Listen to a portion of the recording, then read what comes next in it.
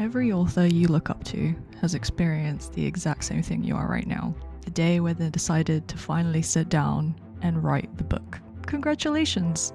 And I'm sorry. And welcome to the community, and you're a crazy person for wanting to do this. Hi everyone, I'm Deanna, and I'm trying to scribble my way to becoming a traditionally published author. Over the course of this series, I'm going to take you step by step through the process of writing the first draft of your book within 1 year. Hold on, you might say, you're not even published? Why are you online trying to give advice about how to write a book? Well, if you want to know my full credentials, I have a video detailing my writing journey that I'll link down below and maybe somewhere else. But in a nutshell, I finished and recently queried a novel. I've been writing for over a decade, and I have a language and literature degree from the University of Oxford, if that makes a difference to you. But the real reason I wanted to make this series of videos is because I'm neurodivergent. I have ADHD and autism. I have a lot of trouble concentrating and getting shit done, hence the reason why it took me years and years to finish my first book, and I wasn't really doing it seriously. But since finishing my first one, I've written a new first draft in the span of 9 months. I think going from like 9 years to 9 months is a pretty good improvement, and I wanted to share my journey and tips for other people for how they can also write their first draft from scratch as a beginner in a year. I also know that some authors think that first-time writers should just white knuckle it, get it done themselves, they don't need that much support on it because figuring the process out is the best way to learn how to write a book. And it almost becomes like a point of pride. But I am making these videos because I wished I had something like this when I was starting out, and I think it would have helped me a lot, motivated me, given me a very simple roadmap to follow, actionable steps to take week by week within the year to finish a first draft, and hopefully would have meant that I finished much faster and improved to where I am today at a much better rate. So I guess call these videos an accessibility tool. These videos are for everyone who finds writing a book difficult or straight up impenetrable, from tired parents to people with demanding jobs and people with disabilities, neurodivergencies, chronic illnesses like myself. This one's for you. These videos are first and foremost for complete beginners, so I've tried to pace it in a way that will hopefully get you into the habit of writing, challenge you, but still give you time for all the other day-to-day responsibilities that you have in your life. Please feel free to ignore my suggested timings for the weeks. You might be able to move much faster through certain sections, so when I say something has to take a week, it doesn't have to, it's just a suggestion. But at the same time, I would urge you to not do that with sections that require maybe thinking or letting the manuscript rest, because rushing through those parts might actually be a detriment. I'm also not sure if there's going to be exactly 52 videos, but I promise I'm not going to let it be like week 1 idea and pitch, week 2 to 52 write the whole rest of the book. Like, I am going to try and break it down as much as possible. And in some of the weeks where maybe I don't have a specific video, I might have like a short tips video or a motivational little tidbit for you. Either way, I'm going to try my best to keep uploads and the series as consistent as possible. I will also say, even though these videos are for beginners, if you're in any way considering publishing your book in future, I am going to put little tips in here and there just for certain considerations that are only really relevant to if you're thinking of publishing. For example, on how the idea of a book can affect its marketability or your ability to pitch it. But equally, if you have no interest in publishing, and as this is a beginner series, please feel free to disregard this advice completely. That's just a little extra for the people who are interested in that side of things. A final note, and then I promise we'll get into the actual process. The most important thing that I want everyone watching this to take away is my best piece of advice for writing anything, and that is be flexible. There is obviously no one correct way to write a book.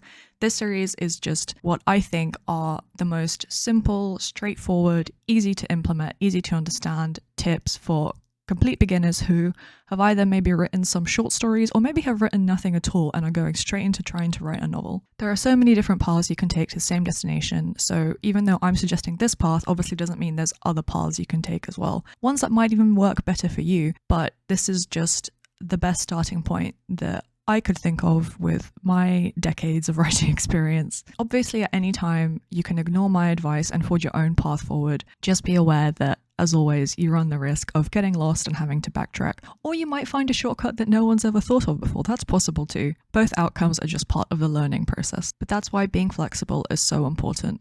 Don't see any part of your book or your process to getting to the end of your book as being set in stone. Be prepared to change plots, characters, methods of writing, where you write, because as you change your book will also change you. So it's important to keep an open mind. So with all that out of the way, let's begin at the beginning. One of the most common questions that authors get asked is, how do you get ideas for your book? Obviously, the answer varies a lot, and the chances are that everyone watching this will have a different answer for why they want to write the book they've decided to write. If you already have an idea for your novel, you might find it useful to stick around for this section anyway, because some of the questions that I ask and ideas I present might help you develop your idea a little bit further. But if you're pretty good and set in stone on what you want to write, then feel free to skip to the second half of the video. We talk about writing a pitch from your idea. Usually, if you want to create a piece of art, you have something that you want to say, even if it's as simple as, I think horses are cool and every girl should have a magical horse. In my opinion, if you don't already have an idea for a book, 3 things are possible. 1, you have an idea subconsciously, but you haven't quite realized it yet. You feel the urge to write the book, but the reason hasn't come to the forefront of your mind, but it is there. 2, you're in a slump of inspiration and you're struggling to come up with new ideas because your creative well is empty. And 3, maybe you like the idea of being a writer more than you like the actual work of writing. But we're going to be charitable and assume it's one of the first 2 instead of the third one. So if you're struggling to come up with ideas, how do you overcome this first possible hurdle in your writing process? If you feel like there might be an idea under the surface, one method that I use sometimes is called free writing. That's basically just getting out a blank page, ignoring the fact that you're intimidated by it, and writing whatever comes to mind. Like, literally. Basically, you want to just write what comes to your head, whether that's what you ate for breakfast or like what dreams you had, kind of whatever helps you get some writing out. And over the course of that, you might discover that a topic keeps coming up, or you get an idea from your environment or experiences in the process of actually just trying to force yourself to write something. Now, like I said, especially for beginners, a blank page can be super intimidating, so that might not be the easiest or best approach for you. So another thing that you could do is look up writing prompts online. There are so many different places and websites you can do this, and basically trying to follow the prompt. So a prompt will usually give you a small idea, and then you can time yourself, give yourself an amount of pages to just write a short little scene, vignette, short story, whatever you want based on the prompt, and just see if any of the ideas that you see resonate with you and make you want to write more. If you accidentally come up with a character that you want to know more about or write more about, it just gives you a chance to bring out some of those ideas in a more playful, non-threatening way that hopefully lets you be creative without feeling like you're under pressure. It might also be important to ask yourself, are you in a position to be writing anything right now? Are your basic needs met? Do you feel safe? Do you feel like you're in a stable point in your life? And even if the answer to that is no, that doesn't mean that you have to stop writing. But what it can lead to is you realizing that maybe there's something that you want to write about. In that situation, and because I use writing as a coping mechanism a lot of the time, I like to ask myself, do I want to process something or do I want to escape my reality? And sometimes you want to do a bit of both. Once you know the answer to those questions, you can start to build out the kind of book that you might be interested in writing. I'm a big believer in the fact that writing should be fun as well as challenging, so try to ask yourself what ideas would cover both of those for you. From that, you can work out what themes, settings, characters, and plot elements would be interesting for you to write in that space, and which one of those would fulfill the function of being either comforting or allowing you to process whatever is happening with you. On a publishing note, this is also the stage where it would be useful for you to know the genre you're writing in well enough to be able to tell what plot elements would make your novel stand out compared to everyone else in the market. Speaking of which, that's also a pretty easy fix for not having enough ideas. I would argue that a lot of the time, the reason that you don't have enough ideas is because your creative well is empty, and the way that you fill it is by reading. Yes, of course, you can do other things like watch TV, go for a walk, just observe people, consume other forms of media, but ultimately, if you're trying to write a novel, you should be reading novels both in your genre and outside in order to get inspiration and understand the way that novels actually work. If you're coming up against this problem, you either haven't read enough or you haven't read enough recently. Delete as appropriate. And this is definitely something that I struggle with a lot. So actually in the new year, I've set up a little very simple Excel template for myself to try and read. I'll link that down below in the Google Docs version if you want to follow along. There's much better, more intricate templates that other people have made, but this is just my very simple, like bare bones one to try and force myself to read. Again, the ADHD. I don't know if it will actually let me because it's just a to-do list, but it's worth a shot. And if you're in the same position, I would urge you to set a similar challenge for yourself, whether it's a book in a next period of time, a number of pages per day, whatever is most sustainable for you. But that will always help your writing and your writing ideas. But back to how to actively generate ideas for yourself using this kind of inward-looking method. You can also ask yourself, what recent experiences have you had that you'd like to share with someone else? What's an interesting twist in something that's happened to you or someone you know? What worries do you have about the world? What have you seen in the news? What have you read in non-fiction? That can be an interesting starting point for a novel or an idea. It's also important to think about your likes and your dislikes. Like I said, I still think writing should be fun. And if you're writing in a setting or with characters or in a plot that you don't find interesting, then I think that's going to be a struggle for you. So think about your likes and dislikes. Think about any unique knowledge you have. Ask yourself what you like reading, what kind of vibes you like in a story, what kind of settings, what kind of aesthetics, but don't just concentrate on aesthetics. I know we love to over aestheticize everything right now and everything has to have an aesthetic, but don't just think about how things look. Think about how they feel, how they make you feel, and how they can make the reader feel if you implement them. And think about this from a genre point of view as well. If you're writing a horror, what scares you? What scares the people around you? If it's a romance, what do you find romantic? Or are there topics that you've heard of and would like to research more to maybe spark further ideas? These are all good questions to ask yourself if you're struggling. If you want an example of this process, let's try and reverse engineer something simple like the story of Cinderella. Obviously, it's a folktale. It doesn't have a single author, but if we can imagine an author's process of coming up with the idea of the Cinderella story, this is how it would look using this kind of template. Obviously, the basic message at the center of the story, like most fairy tales, is that if you're a good person, the universe will repay you for that, right? Cinderella is in this horrible position. She goes through all the suffering. She stays kind and gracious. She does her duties. She does her chores. She doesn't react to her abusers. And at the end of it, she is rewarded by the universe through a very unlikely series of events to escaping her situation and living a much better life. That's very simplistic, and we're not going to get into the whole academic debate over fairy tales and their meanings and all the rest of it, even though that is a special interest of mine. But this is the basic surface premise of the story. So if there was an author for Cinderella, they might have sat down and thought, I want to write a story where the good are rewarded and the wicked are punished. That's kind of their basic starting point. Then the next step would be the author thinking, so how do I want to convey this message? What is a character that my readers would both relate to and sympathize with, who could be good and start out in unfortunate circumstances and experience reversal circumstances to much better ones? And that's how we end up with the character of Cinderella at the front of it. She's a good person, she doesn't do much to change her own circumstances, and she's rewarded at the end. And then you can, imagine other things like maybe the author likes fairies. That's why they added the fairy godmother. Maybe the author likes writing about balls and high society. That's why the central climax revolves around a ball. You get the idea for how you can do this for your own story and just use things that you like to write about, things that you find interesting and messages you want to convey to slowly piece together something closer to a book idea or even a plot. Anyway, once you've done that brainstorming, you'll end up with a novel idea or maybe several ideas, and the idea can be as diffuse and nebulous or as concrete as you like. But the way to take it to the next level and make it a solid foundation for writing a book is to turn your idea into a pitch. So for the pitch section, I have compiled advice from various sources online and my own experiences. You can see the list of sources that I used in the description below. If you don't know what a pitch is, it's sometimes called an elevator pitch. And the reason for that is because it's a short sentence or a few short sentences that you could conceivably use to explain your story to someone in the industry while stuck in an elevator with them, going to a different floor. That's literally all it is. Now, A lot of people write the pitch only after they've already written the novel and as they prepare to query it or publish it or, pitch it to agents or whatever it is. However, if you talk to a lot of authors who have written their first novel, one of their biggest tips is always write the pitch first at this point. So if you're a first-time author, we're technically getting you ahead of the curve by getting you in on this advice that most people only realize after they've already written their first draft. Write the pitch first, because one of the best uses of it is it tests out whether the story works before you've really done a ton of work on the novel.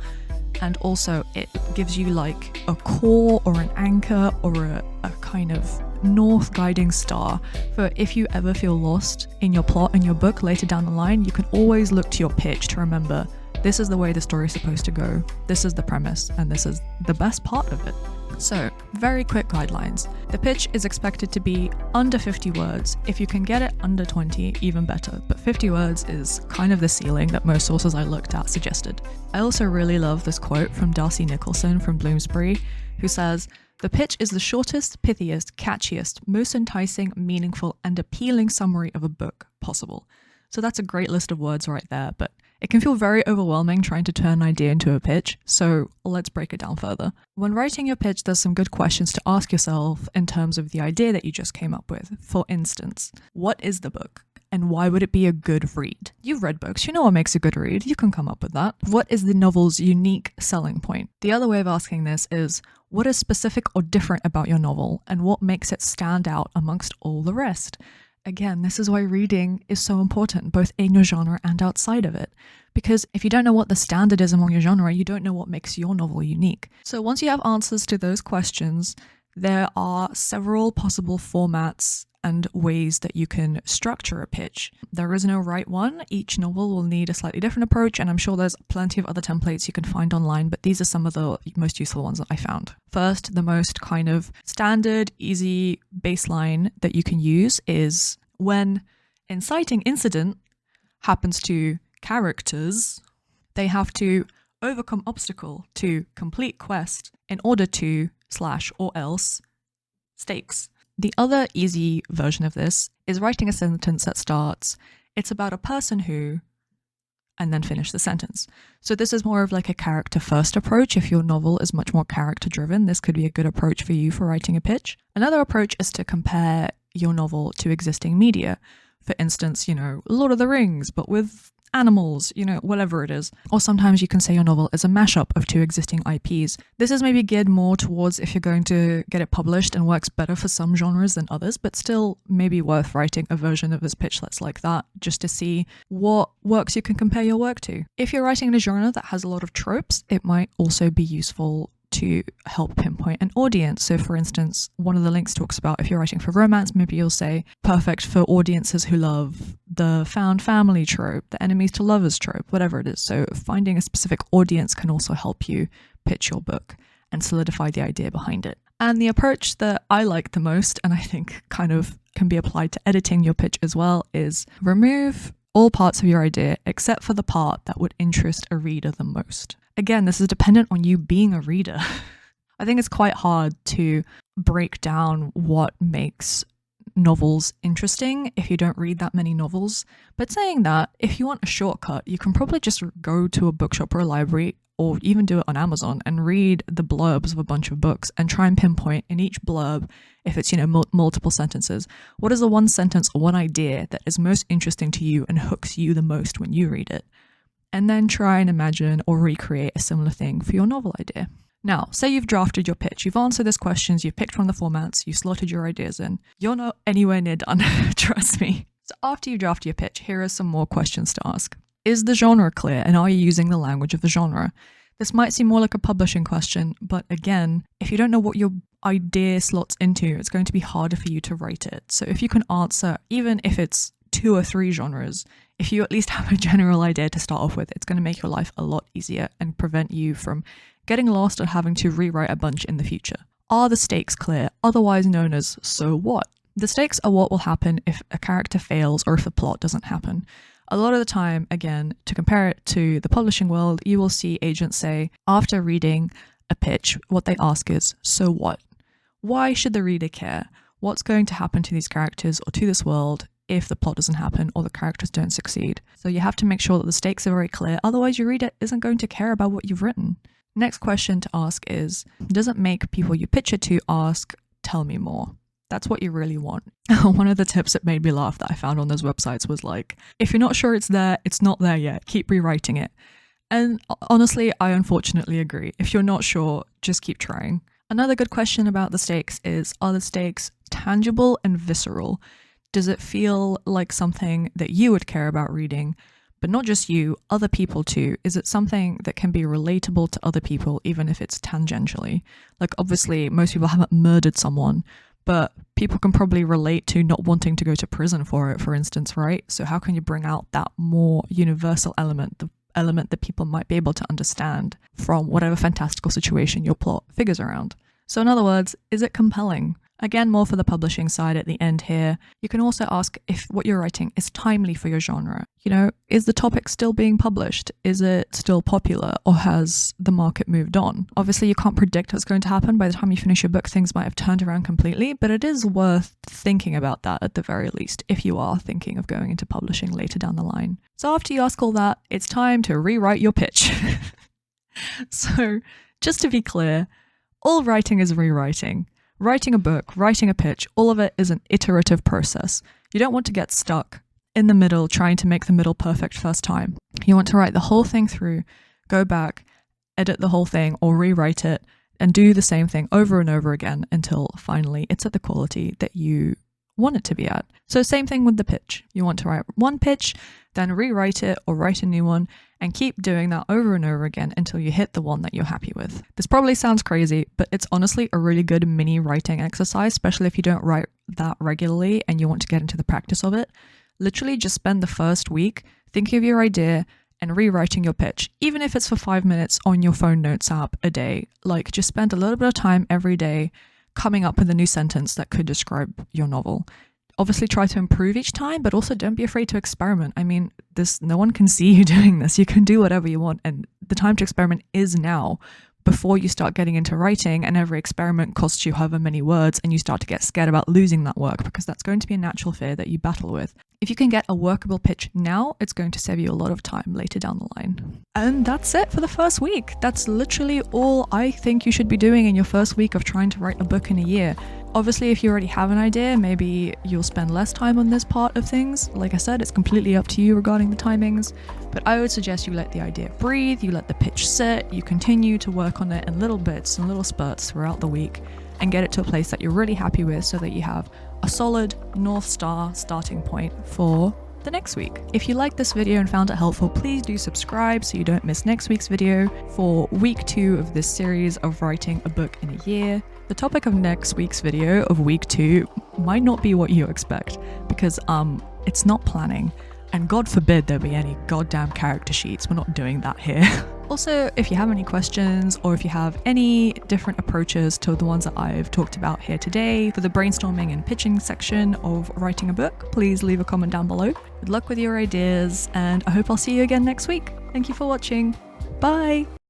Hi everyone, I'm Deanna and I'm trying to scribble my way to becoming